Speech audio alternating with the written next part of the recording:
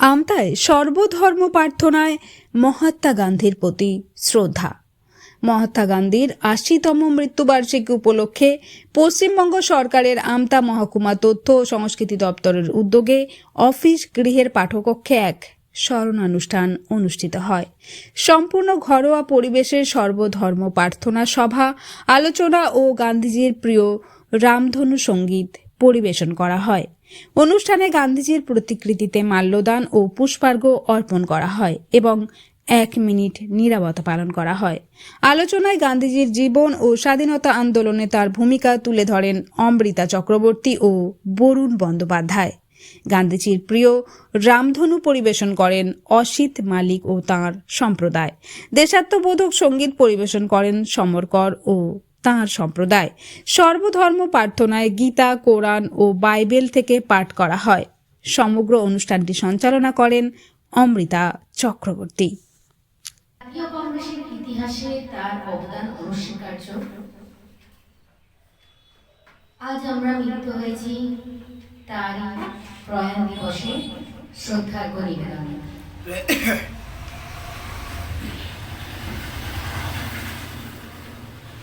আজ কোরআন, বাইবেল এবং গীতা পাঠের মাধ্যমে সর্বধর্ম সমন্বয়ের একটি বার্তা আমরা তুলে ধরার চেষ্টা করছি।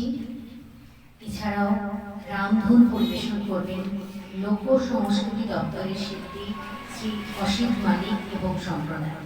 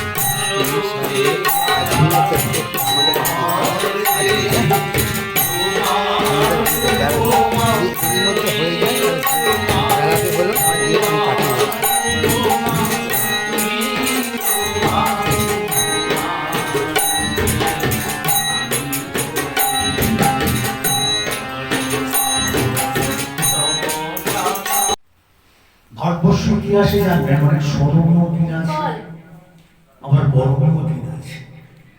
আমি এটা বর্ণনীয় দিন বলবো না, এটা স্মরণীয় দিন বলাই ভালো। কত সুপ্রাচীন দেশ আমাদের এই ভারতবর্ষ, কত স্মৃতি, নিটোর আবেগ আর মহান বিতর্ষণ আমাদের দেশ। আমরা সকলেই জানি ইতিহাসগত ভাবে ১৭৬৪ সালে মিত্রাসিংহের বক্সার যুদ্ধে শোচনীয় পরাজয়ের পর আমাদের এই ঐতিহ্যশালী ভারতবর্ষ পরাধীন হয়ে যায়। পরাধীনতার অক্টোপাসে বাধা পড়ে ভারতবর্ষের মানুষ, এবং শুধু তাই নয়, ভারতবর্ষ ভ্রমণ। এখন দীর্ঘ লড়াই এবং সংগ্রামের ইতিহাস অনেক অনেক বড়।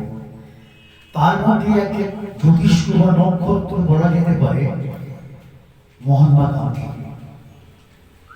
গুজরাটের পোরবন্দর থেকে যার জীবনযাত্রা শুরু হয়েছিল, মোহনদাস করমচাঁদ গান্ধী নামে যাকে আমরা চিনতাম, ইতিহাসে পড়েছি, পরবর্তীকালে এই মোহনদাস করমচাঁদ গান্ধী ভারতবর্ষের জাতীয় আন্দোলনে এক প্রতিমূর্তি হয়ে দাঁড়ান। অসম্ভব গুণী মানুষ ছিলেন এবং তার সততা, মূল্যবোধ, দেশপ্রেম এগুলো ছিল প্রশ্ন। তিনি যখন বিদ্যালয়ে পড়তেন, ইন্সপেক্টর এসেছেন, এই ঘটনা আপনারা সকলেই জানেন। ইন্সপেক্টরের উত্তর অনেকে নকল করে দেওয়ার চেষ্টা করেছে। মহাত্মা গান্ধী কিন্তু সেই পথে পা বাড়ান না। তিনি স্বীকার করেছিলেন